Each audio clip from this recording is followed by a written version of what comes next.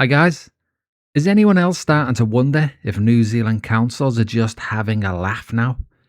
I mean, have they realised that they are so untouchable that they can literally do whatever they want, no matter how ridiculous it seems to everyone else? As we all know, the councils are on a mission to bankrupt ratepayers. That's why they keep on increasing rates year after year.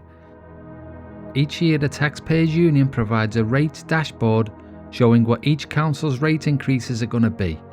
Here are the latest figures for the 2026-2027 period. You'll see that some of these figures are not finalised and are actually provisional, and they are shown by a P. But fortunately, this table is being updated regularly, so I've put a link to this website in the description, so if your council is still making its mind up on how much to charge you for their incredible service, you can check in on it at a later date.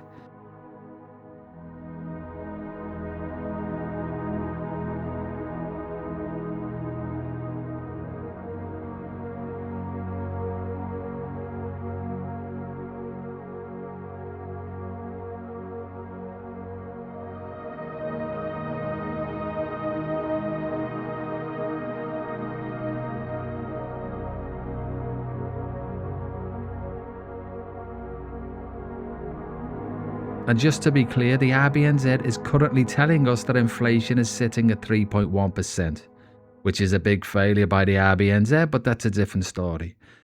Year after year, nearly every council increases their rates far above inflation. And obviously this can't go on forever, because if it does, it's going to bankrupt everyone. So when is somebody going to finally rein this in? Over the next couple of months, I'm going to look at some different councils and some of the ways that they are literally taking the piss out of taxpayers. I'm sorry, but I can't put it any other way. Today, let's look at Tauranga Council and its, let's say, unusual decision regarding its new offices that it moved into last year. First of all, as a reminder, this year Tauranga are putting the rates up 7.2%. Last year, they put the rates up 9.9%. The year before, they put them up 13.1%. The year before that, 9.4%. The year before that, 13.7%. The year before that, 15%, and so on and so on.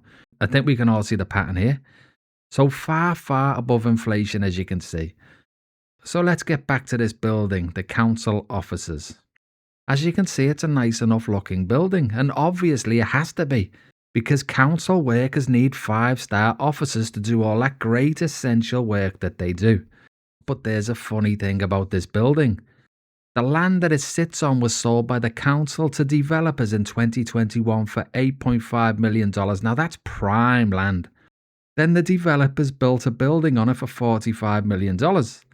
Now the council is leasing that building for its staff. So the lease has an annual rent of $6,129,511 plus $313,352 for 65 car parks. Now the council has signed a 15-year lease agreement with 3 5-year extensions if needed. So over the first 15 years, it's going to cost $96,642,945. So let's double that for 30 years. That comes to $193,285,890. And don't forget, that's a minimum. I mean, it's going to be more than that, because who knows how much the rent is going to go up after the 15-year period. It could be and probably will be a hell of a lot more than that. Now, the council have also used ratepayers' money to fit out this building for $33.5 million, which apparently over 30 years was a very modest spend and complete value for money. So like we've said, the 30-year lease comes in at a minimum of $193,285,890. And let's not include the fit out, because the council would spend that whether they own the building or not. Nothing could stop that spending. The building cost $45 million to build. And don't forget, the council owns that prime land already. So at the end of 30 years, the council will have nothing to show for all this ratepayers' money spent, which for rent plus the fit out will be a minimum of $226,785,890. And that's an absolute minimum, because rents will go up. So all of that dead money gone. No building to show for it. No prime land left. All gone. Somebody else is going to be making a fortune out of it. Now, this has to be one of the most wasteful, short-sighted decisions I've ever heard any council make. The long-suffering Tauranga ratepayers' loss is some very, very lucky private entity's massive gain. And I don't know about you, but I think it would be nice to see a full independent review of how this whole process happened, just to make sure that everything was above board, don't you think?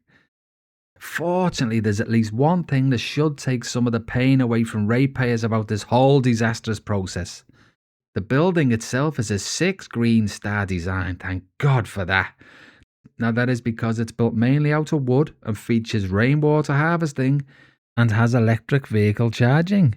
In fact, it is that green that the second floor feels like you are in the Pahutakawa tree growing on the harbour side of the building. Oh, it's worth every penny then. And I'm sure that the Tauranga ratepayers will not mind all of the enormous rate hikes each year when they realise that the top floor houses the mayor's office, which has views of Mawau and the Kaimai Range. And the smaller deputy mayor's office next door shared the Mawau view. Isn't that lovely? Now, I do have to admit that it is so nice to hear how green the council have been with this building. And I've got no doubt that this building's green credentials are going to offset the destruction of hundreds of hectares of beautiful natural greenery that is being completely swept away for those disgusting little dog boxes that are surrounded by concrete that the council itself signed off on. It's almost as if they don't really care about the natural environment at all and put profit above all else, but that would be a very cynical way of thinking, so it's probably best that we don't go down that path. So yes guys, Tauranga Council have a long list of very dubious and disastrous decisions like most councils do. I mean, I could have spent some time in this video talking about the brand new multi-storey car park that the council spent $25 million of ratepayers' money on, which was never completed and was a totally botched project. During construction, serious defects were discovered, including thin foundations that would need reinforcing, as well as weakness in the floor column and bracing in the building itself, which could have proved disastrous during an earthquake.